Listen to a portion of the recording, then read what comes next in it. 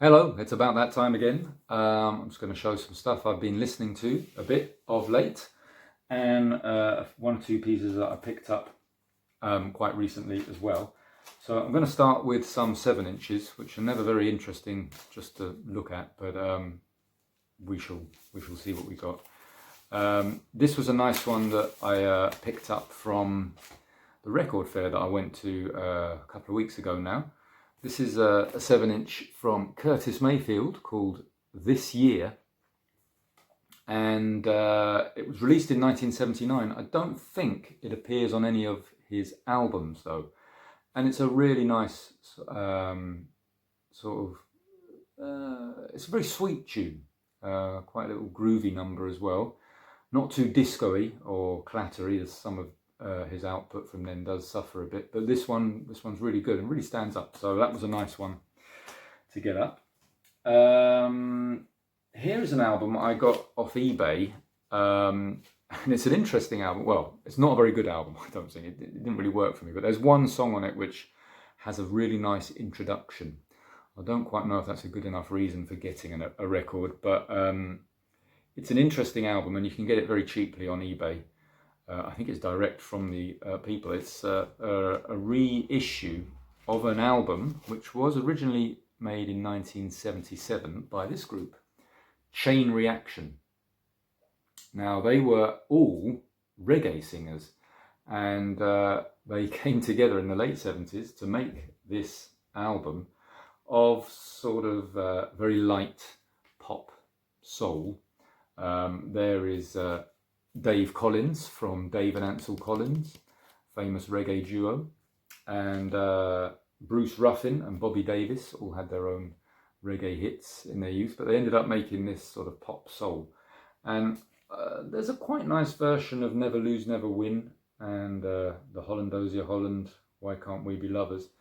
But the interesting song that was kind of attracting me to this is Hogtied. It's got a really nice funky intro. It sounds like something off one of those KPM soundtrack albums, but yeah, I might give you a taste of that one, see what you think. Probably not an album you really need to worry about too much though, if I'm being totally honest. Lately, looking at some of the videos I've done, the last couple of videos I've done, and from what I've been listening to, I've gone down a bit of a wormhole, and that is with two-step. Now, two-step is a sort of slow romantic music that was very popular in the UK in, I'd say, the 1980s and into the 90s probably. And still today it has its aficionados. It's a sort of, not quite quiet storm, but it's that kind of slow, mellow soul. But it's quite funky, a lot of bass going on, which is really good. A lot of the tunes, maybe not to everyone's taste. I think they probably might like a bit more groove or a bit more funk here and there, I don't know. But there is some great stuff. I find a lot of the albums tend to be inconsistent. There might be a so-so album with one or two great songs on them. Pick out, and a good example of that would be this one by Benny King, Street Tough.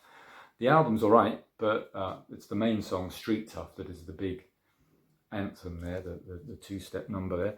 So that's quite nice. Anything else to show? This one actually I got with the Chain Reaction, again the reissue from the same people, and you can get it for very cheap. It costs like £8, which for a reissue is kind of unheard of these days.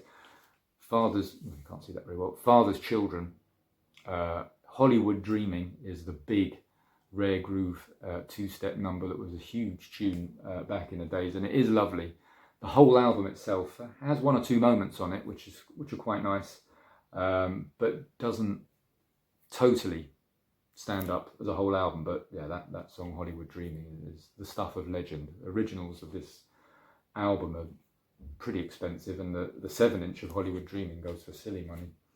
But interesting people involved here, because you've got the involvement of Augie Johnson and Wayne Henderson, who are two of the big names when it comes to this kind of style, two-step music. I'd say them and Leroy Hudson. I think his influence is kind of everywhere. So I think I've showed this before, but Side Effect, it's Augie Johnson, and I think the Crusaders are in on this as well, so Wayne Henderson there as well. This is a great album. I love Keep That Same Old Feeling, but the song SOS is a big two-step number that the oldies are still raving to that one these days as well, which is a good one. Slightly less well-known, kind of obscure album, which I picked up not so recently. Again, not an album that perhaps from start to finish would be to everyone's taste, but an interesting one nonetheless. This is Opus VII, and they were a group who produced this in 1979. One side is quite disco-y, not bad, but the side two has these nice songs, I Love You, The Way You Move Me, No Need to Cry. Hey Big Brother is quite big, it's a bit more danceable, modern soul style record, but it's an interesting one. Worth having a quick check out, but like I say, this style is not for everybody's taste. I mean, some people might find it a bit boring, I don't know, but when the bass goes, it goes, and it sounds pretty good to me. There's a whole load of 7-inches I could show with this as well. Latimore, Sweet Vibrations, two-step anthem, absolutely lovely. What's this one? Enchantment, Sunshine, great. The album that it's off is a bit noodly, sort of jazz funk, don't really work for me, but that song, Sunshine, is great, nice little intro. More Tomiko Jones, and showing her this one, what's the good one here? Read Me Right, nice, slow, sultry groover. Classics, Chloe Martin, It Comes to My Attention, bass all the way, lovely. I think I might have shown that before. And this is a great one, Bobby Patterson, I Get My Groove. I Get My Groove From You. Whew, lovely. It's an old one from 1969, but it's got that bassy sound. This is from Outer Sight, a reissue. The labels of their reissues are horrible, but the sound is pretty good, and it's a great, great song. And the original of this album costs like 100 quid, so pretty nice. And perhaps an unexpected source of two-step joy from Queen, no less. Cool Cat, loved by soul boys the world over, and I love this because, you know, Queen, we know what they're all about, the rock anthems, but they can funk it up when they need to in that slow, sultry way, and this is lovely, an amazing song. Really nice to have that one. Anything else to show? This is a disco album, Taste of Honey. This is their second album that they did after the big hits with Boogie Oogie and all of that, but it actually is... it's got a number of really nice two-step numbers as well, the soul, bassy two-step things, so pretty good. Surprises hidden in there as well. Anything else to show? Well, I actually picked this up recently because we've been doing the old talking about Richard Evans a lot, and this is actually arranged by Charles Stepney, but with supervision by Richard Evans. This is a lovely version of Les Fleurs, originally by Rotary Connection, but this is Ramsey Lewis's version. I was showing him last time as well. Lovely. It's basically just an instrumental of Les Fleurs, and you've got Minnie Riperton warbling away in the background as well, but it's just all played on keyboards. Lovely, nice little thing to pick up, that one.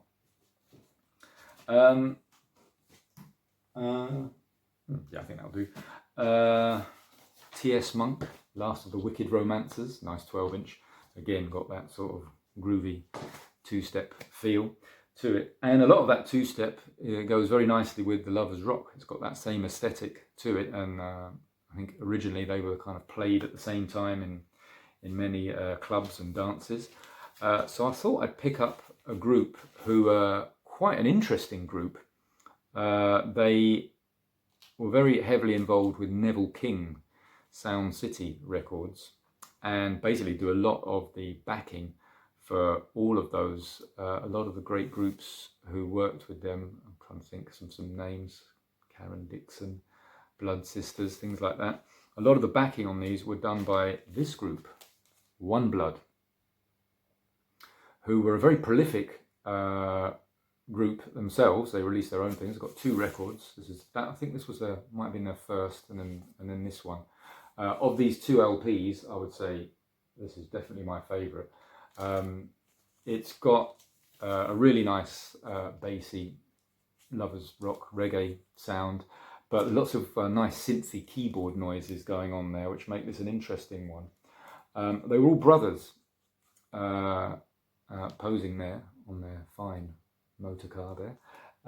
But unfortunately, I think one of them died, and after that, they just stopped recording, and I don't know what happened to them after that. But they were very prolific in the sort of early 80s, and like I say, as the backing band for a lot of the great classic British reggae songs. So it's nice to have a few of those to show off. Anyway, I'm going to put a few samples on, see what you think. But yeah, maybe what I've been showing today is not to everybody's taste, but I'm having a moment and I'm enjoying it. Anyway, till next time.